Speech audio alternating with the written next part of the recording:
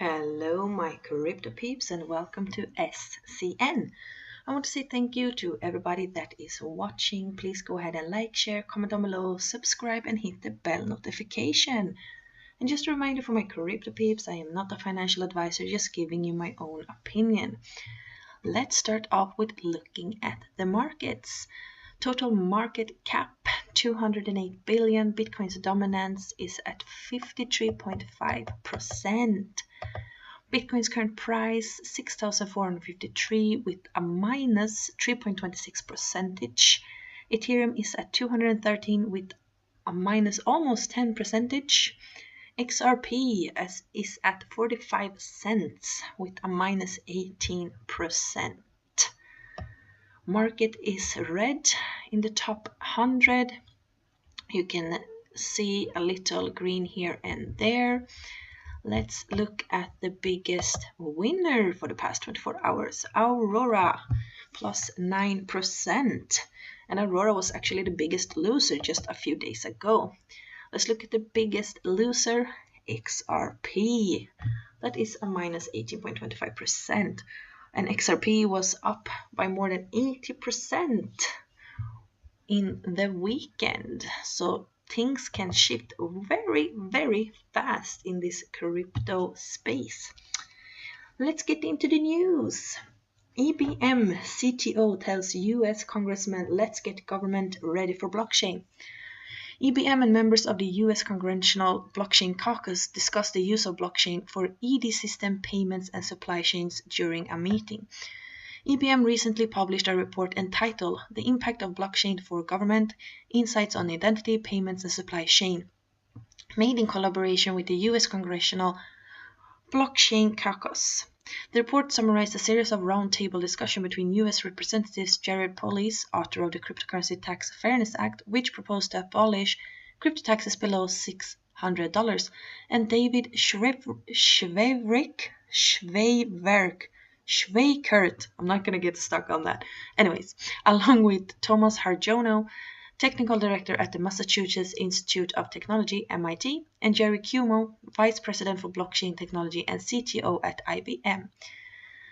As Cuomo said during the press call, experts could study blockchain the whole day, but eventually it must be available to citizens. He stressed that it was time for the US to start acting on blockchain integration in daily life. Blockchain is ready for government. Let's get government ready for blockchain, he added.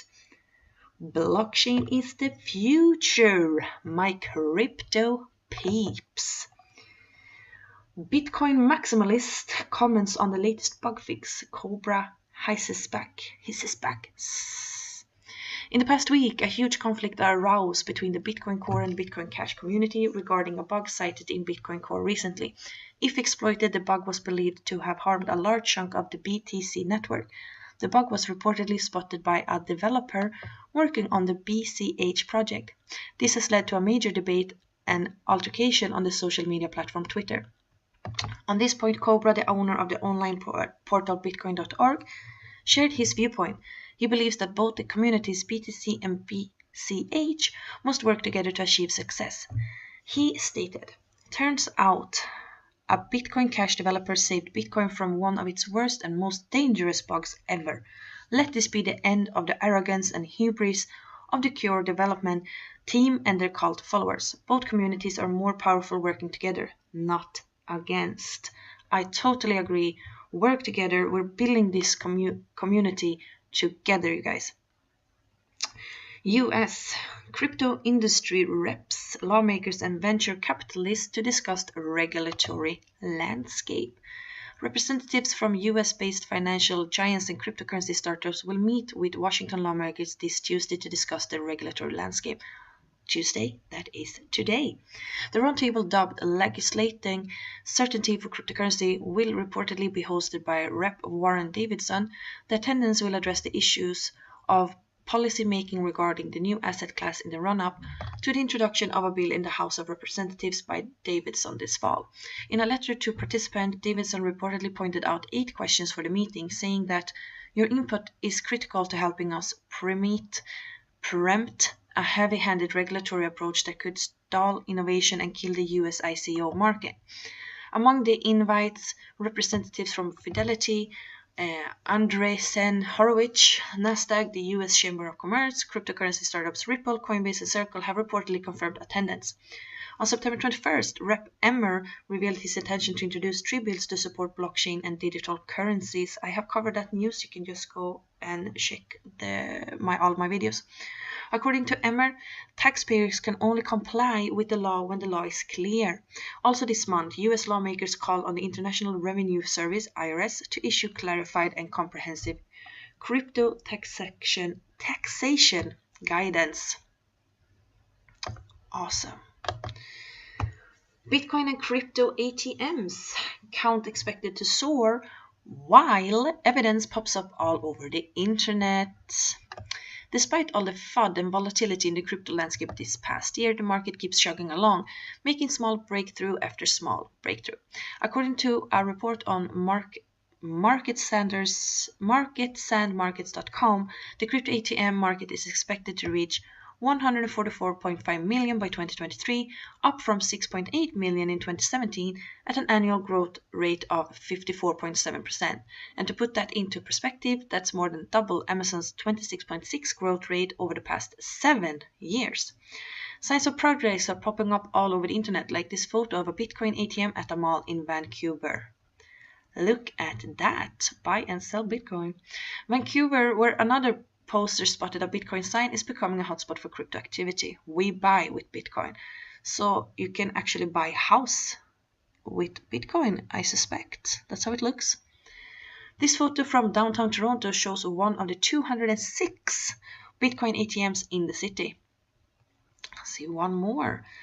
Edmonton, Toronto's cousin to the west, decided to get in on the fun as well with this Bitcoin ATM at the West Edmonton Mall. Here we go again, one more. And in Brighton, England, they get in on the action with vintage Bitcoin street art. You are Satoshi Nakamoto.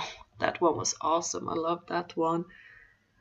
Do you have a Bitcoin ATM in your country? Let me know in the comment down below. Walmart requires certain produce suppliers to deploy blockchain technology. US retail giant Walmart and its division Sam's Club, a membership-only retail warehouse club, will require suppliers of leafy greens to implement a farm-to-store tracking system based on blockchain tech. Reuters reported September 24. The end-to-end traceability system is based on distributed ledger technology developed by computing giant IBM. According to the report, Walmart will require suppliers to implement blockchain tech by September 2019.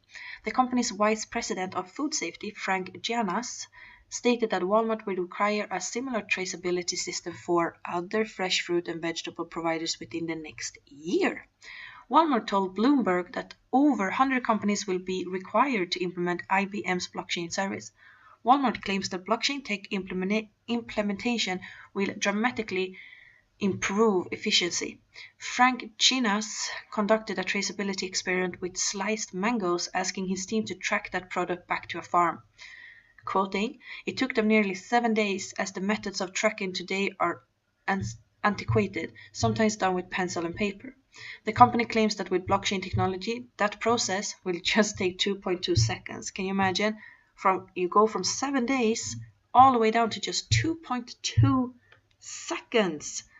That's faster than you can blink, basically. I love it. Hashtag go blockchain. Cardano, IOTA, Tron, and Neo top list of crypto foundation with highest token holdings value. Project teams for the top 5 cryptocurrencies foundations are sitting on an estimated 2.6 billion in token holdings, according to a new report by Gillar. Tron accounts for nearly 46% of the holdings. Topping the list of foundations which use the holdings to finance roadmap developments are Cardano, IOTA, Tron, Neo, and Tesos. And here you have a little chart, you could call it.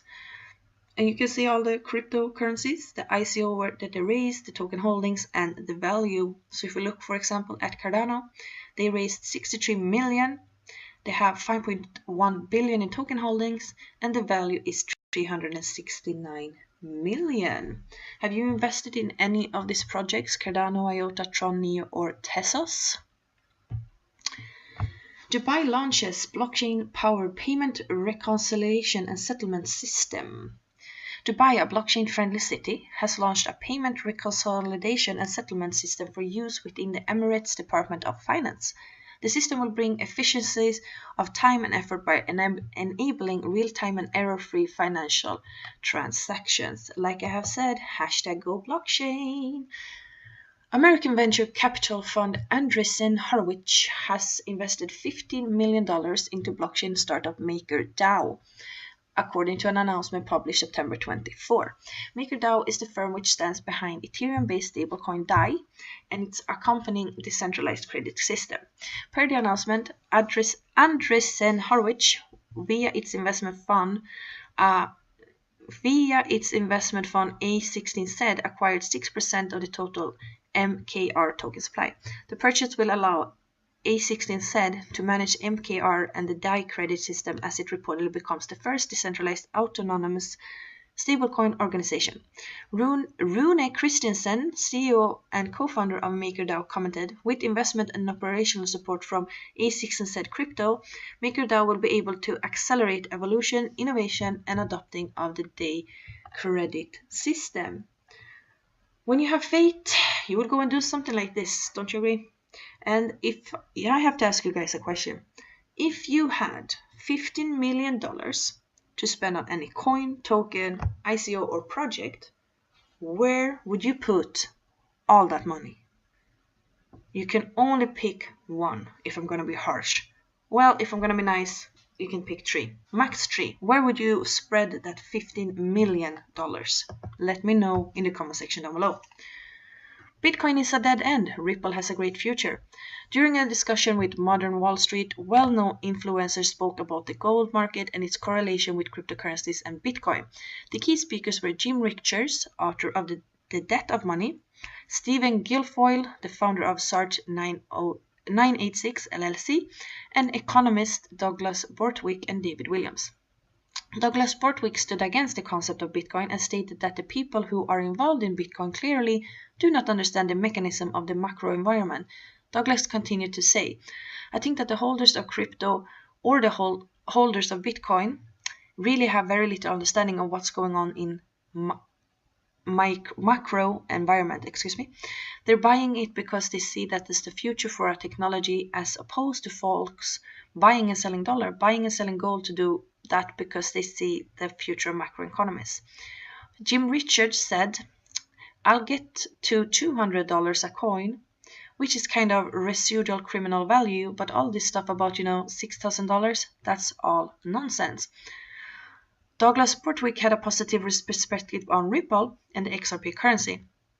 Although he mistakenly referred to both of them as Ripple, he said, "There are some cryptos that are working with regulators. Ripple will be an example. I can imagine in the next 5 years, instead of doing sterling against the dollar or sterling against the yen, I can see these transfer transactions with sterling versus Ripple." He further said, "The reason being dollar right now is a 2-day settlement with something like Ripple. You could do settlement in seconds. I think there's a future there where the guy that's trading in spot FX today will be trading spot FX against Ripple in the next 2 or 3 years. So I think Ripple has a great future because right now it is supported by all the banks and all the regulators."